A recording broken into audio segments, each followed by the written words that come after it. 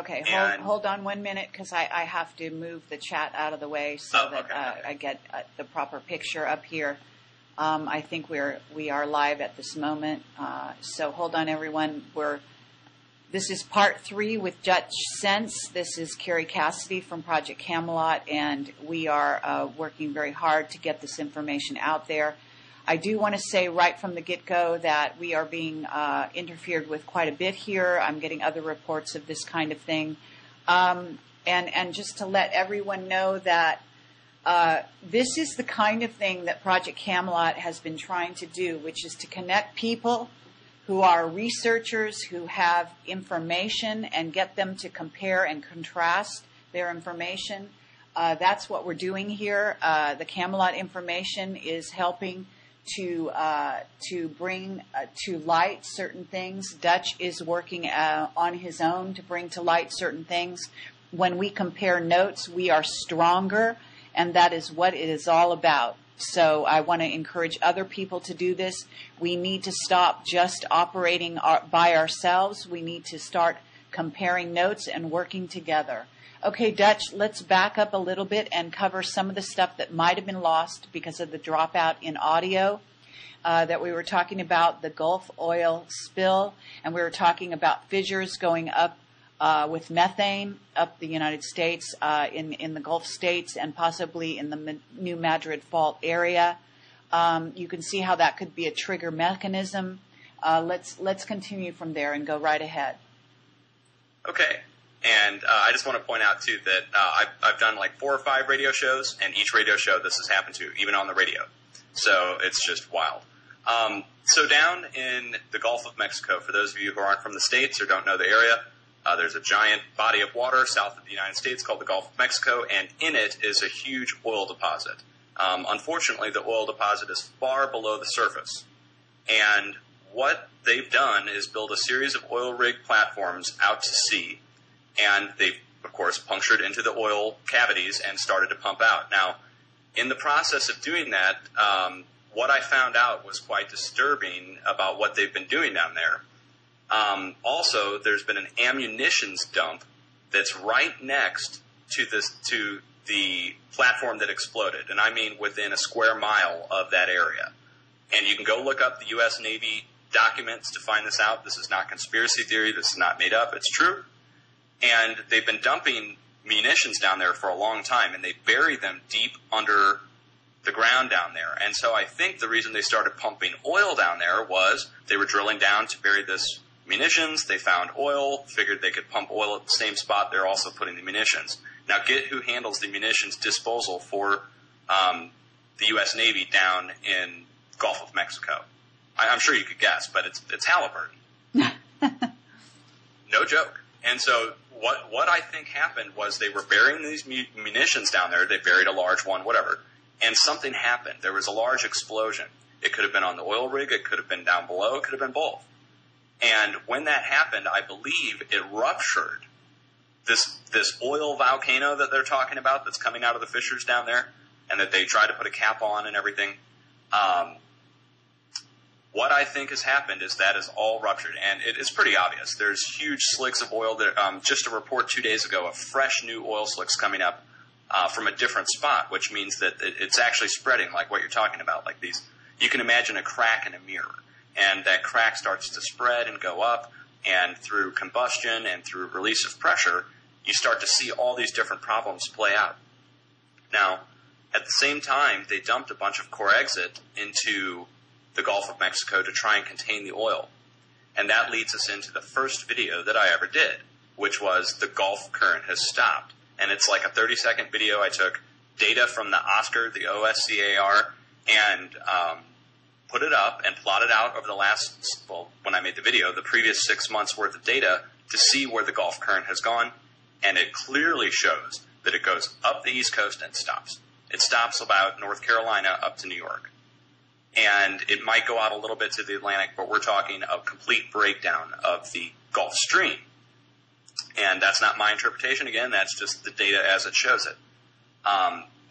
Absolutely. Now, there's these huge methane deposits that are located throughout the Gulf of Mexico as well, and natural gas deposits, and other different substances. There's even radon underneath down underneath the Gulf of Mexico.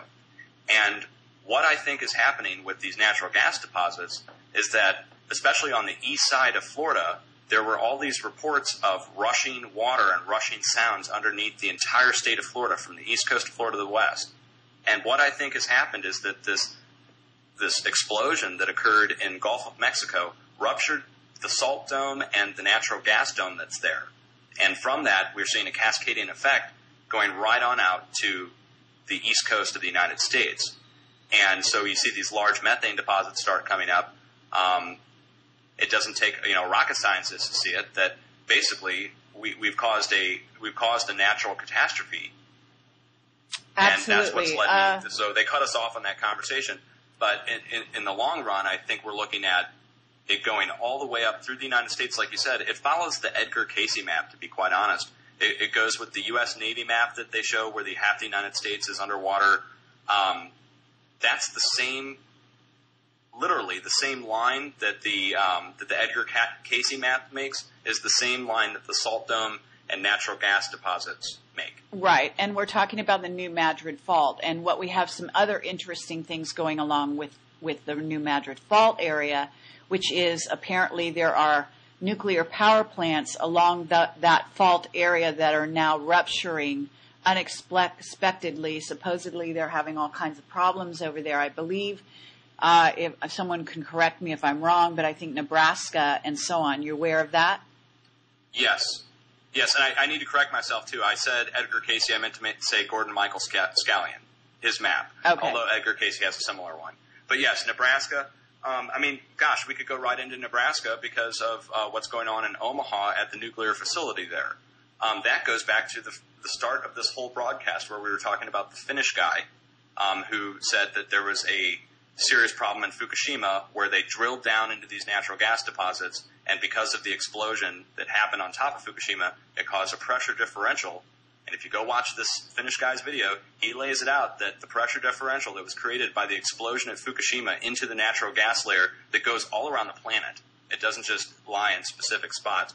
It's and guess where it also lies? It lies at 10 kilometers deep, which is where all these, if you go look at the depth of these earthquakes, a majority of them are happening at like 9.6 or 10.2 kilometers, which is just, the chances of that happening. They should be happening all over the place, but they're only happening at that 10-kilometer area, which also coincides with the natural gas area and this layer that goes around the planet. And what he believes, the Finnish physicist, and what I now believe after seeing it, is that when that explosion happened, the pressure differential that occurred caused all these problems at these other nuclear facilities that are built the same way. They've drilled holes deep down into the natural gas layer, and when that happened, literally you see within a couple weeks' time, a whole series of other reactors go offline or have problems. Remember up in Canada 2 months ago, there was this outgassing event that happened. They had to dump a bunch of water into Lake Erie. Right. Well, we got to talk about Los Alamos, too. Oh, right. Los Alamos, huge underground fire that was coming up from underneath the ground. It didn't spread. It only burned there. And then you have freakish rains that flood the whole area. Right? Yeah, and of course the Dulce base being under that area. Not to mention that there are ET bases, according to our whistleblowers, in the Gulf, and there may be something else going on. My information, as well as other psychic intuitives, is that there are ruins from Atlantis in the Gulf that they want to cover up. It may be why they put the munitions dumped down there. And you can imagine how that would be fortifying a sort of a trigger that all it needed was an explosion to then start a whole series, again, of dominoes and a domino effect that's going to go all the way up, not only in the New Madrid Fault, but trigger Yellowstone possibly. We're already seeing the signs of it in California. We've seen the Chilean earthquakes on the Ring of Fire. And there seems to be some kind of link up between all of these events, the Fukushima, as you say, triggering other what seem to be incredible coincidences, but are not coincidences, with other power plants along the lines. And what I want to do now is shift focus a tiny bit over to Catalina and to the power plants that are on San Luis Obispo, on the coast of California. Because you can imagine if you've got power plants along the coast of California and you've got a seismic situation going on undersea with a volcanic movement of lava, etc., all the way up to Alaska, and then across the strait over to Russia, because I also had a premonition about some volcanic activity on the tips of Russia. I don't know how to pronounce the volcanoes there, but have you spent any time looking at that area? Yes. In Russia, we've got the Kamchatka volcano, and we've also got the Kamchatka volcano and a few others. All the volcanic activity around the world, that's like a lot of what I cover, is I've noticed what I'm calling an uptick. And the uptick in activity compared to last year or 5 years ago is noticeable. And we're talking on I'd say at least 1/3 to half, 1/3 more earthquakes and volcanoes erupting than what we were experiencing 5 years ago, 10 years ago. And so there comes a point where you have to do a baseline, like they do in radiation readings. You have to do a baseline for a geologic activity. And you have to find a point where it was quiet and then measure it from that point and see if there's been any kind of change. And like you said, California is going through a series of seismic events, lava fields off of Oregon. We could go all back into that, but they've built a series of nuclear reactors right along these fault lines. Now, I'm sending you a link right now in the chat, and it's for one of the sites that I use to monitor the radiation levels across the country. Now, everybody might have this link if you paid attention to the Fukushima crisis. It's radiationnetwork.com. And on radiationnetwork.com, I'm not showing you the results. I'm just going to show you the map. On the map, they have it plotted out for all the nuclear facilities in the United States. And they're demarked by a little radioactive symbol. And you go take that map, and if you overlay it with the fault line map that exists in the United States for the existing fault lines, you're going to find a disturbing connection. And that's that they've built these nuclear reactors on top of the fault lines. Well, okay, now this is where you get into the work of Keith Hunter and the ley lines and the idea that there are portals or vortexes created at the intersection of some of these ley lines, and the ley lines and fault lines have a relationship.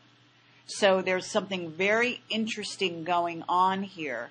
And if you want to really take a step into the sort of twilight zone, you can talk about what kind of ETs need a methane-like environment, and if they had a plot to change the entire atmosphere of the planet, and they wanted to do it like flicking a switch very quickly at a certain juncture, then you actually have the seeds of that being planted in why they built these. One would think it would be a no-brainer not to build a power plant right on a fault line. Correct. And when I saw that map and I said, wow, look at where they're all built, that's kind of weird. They're all in the same areas as fault lines. And you're right about the methane environment and extraterrestrial life. I just like to point to the symbolism that's put into all the different movies that we see. You know, what's the one with Tom Cruise? War of the Worlds. Okay, War of the Worlds, they did a dramatic remake of it, and what happens in War of the Worlds? Aliens come up out of the ground, actually, and they start spraying this stuff to change the atmosphere of the planet into something that's more livable for themselves. And that does become something that you have to take into consideration. You can't rule out anything now. Once I found out about the Bohemian Grove and the fact that they're sacrificing bodies in the woods, I mean, everything gets put on the table for questioning, critique, and believability. And that's where I'm at in all this is we have to start looking for connections. So it takes an enterprising mind to take the radiation network map, overlay it with a fault line map, and maybe even overlay it with a ley line map and see if you can find a connection. Right. And, well, what you do is you look for megaliths. You look for megaliths on those ley lines, and things like Stonehenge, the Great Pyramid at Giza, and so on and so forth. In other words, there is something going on that is worldwide, that even goes off planet to places like Mars, that corresponds based on Mars and the Giza Plateau and so on. And then what you're talking about are megaliths that exist in certain areas, and power places and places that can then go, that so-called black magicians can go to trigger certain events to happen on a psychic, spiritual level, and that can also be manifested in the physical material environment. So not only do we have a technological issue happening here, but we have something that has ramifications to many other levels of existence, things that you wouldn't necessarily just think of off the top of your head. Yes. And I'd like to point out to everybody that you mentioned Atlantis a few minutes ago. And, a lot of people, when they hear Atlantis, they shrug their shoulders or roll their eyes. And I'd like to point out to everyone that NASA itself, the space shuttles that they just retired, okay, let's just look at the names of the space shuttles. You have, first of all, it's NASA, right? NASA, and then they have the Endeavour for the discovery of Atlantis.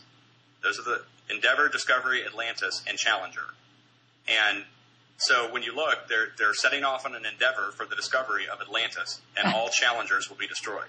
And I'd like to point out that's not a coincidence. They name these things, and the way they do this, same with movie symbology, pre-predictive programming, it really all ties together with what some would call occult practice, but others would maybe just call it a very in-depth, complicated plan that works together. Whatever you want to call it, it's obvious if you step back and look at it. And so the fact that they retired the shuttles means to me that they discovered Atlantis. And Atlantis isn't this sea-based place that we're thinking. It's most likely a extrasolar place, an extraplanetary destination. And that's where we start to go off the deep end and discussing it, because we can't prove it. But we can prove that they named the shuttle program after, literally, the discovery of Atlantis. Okay. Oh, Columbia. That was the other one. So it's Columbia's Endeavour for the discovery of Atlantis. And of course, we know about Columbia. Columbia being the goddess, the symbol of the Statue of Liberty. Columbia. Hello? Hello, I'm here. The symbol of the Statue of Liberty, and therefore what we're talking about is the United States secret space program. Correct. And now, Columbia, for instance, was given to us, the Statue of Liberty, the goddess with her arm raised, was given to us by the French. And, of course, the French, we know, had their founding with Illuminati, and we go right back into it. And that's why I've got the anti-Illuminati symbol as my logo, guys, because I'm literally on this quest to reveal what has been hidden in as much as the history that we don't know, and in the process also try to discover scientifically what is actually being done behind our eyes and, behind our backs. Absolutely. So okay. That's where we're at. Now, what I know we've been doing this for quite some time. I'm going to try to ask some of these questions, and I apologize to everyone in the chat. Again, the questions and the chat has been going unbelievably rapidly, and that means we've got a lot of listeners. They'd like to know your thoughts on 2012. 2012. Okay. I see a series of events ramping up that could be dismissed as coincidence and just a chance of natural uptick. But with the amount of focus and energy that not just modern day people have put on this, but it goes back a very long time. If you go and actually look at the history of the people that have been researching 2012, people have been trying to figure this out for a long time. So it's not like it's a new conspiracy that just popped up in the past few years. It's not like Y2K that, a bunch of nerds pop up and tell you you have to fix your computer. It's literally a bigger thing than that. And secret societies are involved. governments are involved. I mean, you have to ask yourself, would these people that hoard all their money, would they really spend billions and billions of it to go build a seed bank up in the Arctic North where it won't get touched by any kind of wave or anything? I mean, why would they do that? They wouldn't do it unless they had a reason. They wouldn't build these deep underground military bases unless they had a reason to use them. And we know it's not a nuclear war that we're worried about. So what is it that they need these underground bases for? It's just simple questions that you need to ask yourself that are common sense answers. I'd really say that we have a limited time left. I mean, if you go look at what the previous predictions were for, it's for December 24th, 2011. And somewhere along there, somebody recalculated the date and said that it was wrong, and they came up with December 21st, 2012 at 11:11 p.m. Now, to me, December 24th, 2011 sounds more believable with the number of earthquakes and the weird stuff that's happening outside of the planet and the sun, etc. So as for 2012, I'd say you need to keep an open mind. Don't discount it, because the minute you discount it without any kind of real proof to discount it, other than you just don't want to believe it, I'd say that the evidence is pointing towards some kind of ramping up towards an event, either by the end of this year or into next year. When I say short term in California, I mean under a year. I mean, it's a short amount of time, geologically speaking. Yeah, I think the volcanic situation is evidence of something ramping up in California a lot more rapidly. And again, I want to urge people to grab their video cameras. And this is probably true around the world anyway. We're trying to put together a website in which we can create a whistleblower central for people to document what's going on right now, for people that are also passing. A lot of people are dying right now. I want you to acknowledge that and understand that a lot of older people are going to be passing on. If you know somebody who had a history in black projects, who has information they haven't released, it's time now to let the people know. If you're a kid and you want to pick up a video camera and interview your grandfather, I urge you to do so, et cetera, et cetera. We're going to try to create a place where you can post those videos and get some notice. But to get back to the point here, we got some people asking you if you will discuss Google Sky. Sorry, I was frozen there. Google Sky, yes. I use Google Sky on a regular basis. I also use Stellarium and a few others. And Google Sky, there's been a series of strange events happening with Google Sky lately. Over the past, I'd say 6 months, there have been a series of blackouts that have been instigated on Google Sky. Like, there'll be a spot that's there, and then somebody will make a video saying, hey, I found it. I found what we're looking for. And, of course, what everybody's looking for is Planet X, Nibiru, Taish, Nemesis, Elenin. So there's several names for these different extraplanetary bodies that are floating around out there that we believe are. And Google Sky has been a great service because they've literally uploaded all the different pictures of different telescope views of the sky. And when you go to find it, it's blacked out. Now, there's a few compelling ones that aren't blacked out, and we could, I don't have the coordinates here, so I can't list them into your chat here. But if you just go search Google Sky and refine it for the last month or two on YouTube, you'll be shocked to find. You'll be shocked at what you find. It's unbelievable, really. Now, there's, like I said, 5 or 6 different named planets that we're looking for that could be a threat. No one's captured them yet to the point where it's rock solid proof. And so that's what Google Sky is for, is you need to go out and look at it like you would look at Google Earth. I mean, we have people that pore over Google Earth all day long, zooming in as far as they can to see what they can find. And I think that's why they put Google Sky out there originally, was that so people could go through and find stuff that has not been found yet.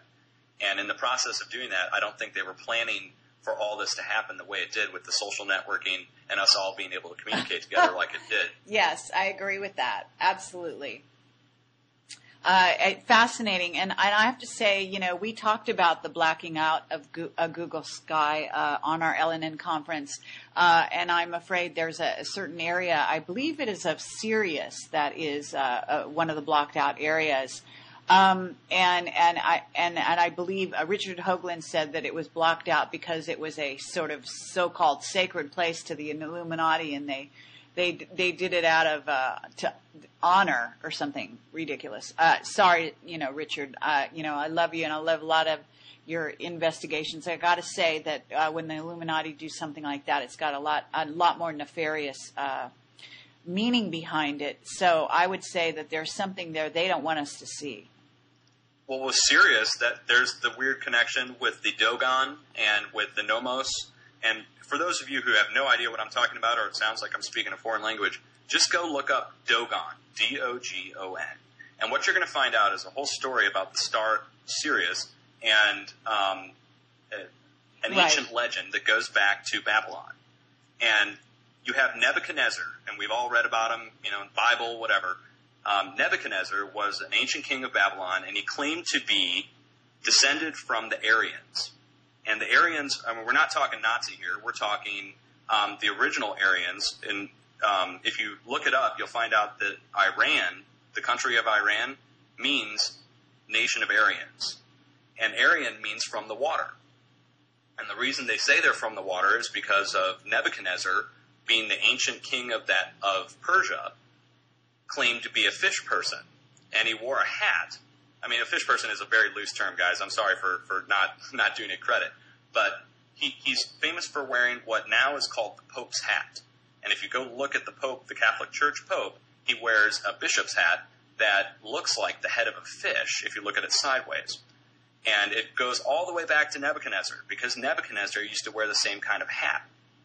Yes. And so the Illuminati, of course, are the supreme Aryans, right? They are the ones, and it has to do with bloodline and what an Aryan means. An Aryan means you're able to channel other frequencies, and this goes on almost into harp, which is there's frequencies that different beings operate on in different dimensions, and this goes way down the conspiracy hole, but I'll stand by it, which is, and it makes sense that there are frequencies that different creatures operate on, and your bloodline can help aid or enable those creatures to work through you or to come into you, almost like what Catholics would call a demonic possession. And that's what the Illuminati are doing with their rituals and with their different practices. And so Sirius is one of the stars that the Nomos, the fish people who came up out of the sea and spoke to Nebuchadnezzar, claimed to come from. Now, the legend is that the Dogon, the people who lived in the area of Africa and in Asia, in the Mediterranean that found this, hello? Africa, yes, that's correct. Okay, I'm sorry, I'm getting really bad feedback. The Illuminati believe that they are descendants from that bloodline. And that's what the bloodline all goes back to, at least from what I've come to find out. I've gone way down this rabbit hole trying to figure out what's going on with the Illuminati. So when you say it, I agree with you 100%. Okay, yes. And you may not know it, but we just did an interview with 2 representatives of the Dogon, and it's on the front page of Camelot. You can click there and watch it on YouTube or on Livestream. Really? So, yes. And absolutely, I think that this, of course, they didn't talk about this side of things. And this will probably be some of their off-limit area, obviously. But we are talking about sonar. We're talking about dolphins. We're talking about dolphin-human hybrids. That gets into the area of Aaron McCullum, who I interviewed, and experimentation that is being done in the Puerto Rico and even the Gulf area, which is now undergoing to come back full circle, some of this craziness. So, and is a real UFO hotspot. And we did have a question in here regarding Puerto Rico, somewhere along the line. Yeah. So there is something going on with all of that. It has to do with also, the basically emphasizing the gene that has to do with psychic abilities and ability to tell the future, which is a really interesting investigation as well. And gets into where you investigate children that are called autistic, who have a special gene that allows them to see the future, and how there is a certain genetic engineering happening right now in which a lot of autistic children are being born. So there is a huge rabbit hole, as we all know. Dutch, I've kept you for a really long time here. I see that there are, Tulsa, Oklahoma had a 3.0 magnitude quake today. People are asking about the different factions in the weather wars. Certainly the weather war factions have a lot to do with the various factions of secret societies and intel agencies, and the secret space program. Has to do with China, has to do with Russia, has to do with the U.S., of course, and so on. So we've got so much going on here, Dutch. What I want to do here is, because we've been going for quite some time, is try to wrap this up. Are there some things that you want to talk about that haven't been touched on here, or some last parting words that you'd like to say? And then we will try to get you back next week for a shorter but a definite update for people out there, because they will be concerned to keep you alive and well. Yeah, I'll definitely leave some parting words, and I will have a webcam next week, so you guys will be able to see me actually talk. That'll be awesome. I would just like to tell everybody, I've got a lame motto. It rhymes, but it's totally true.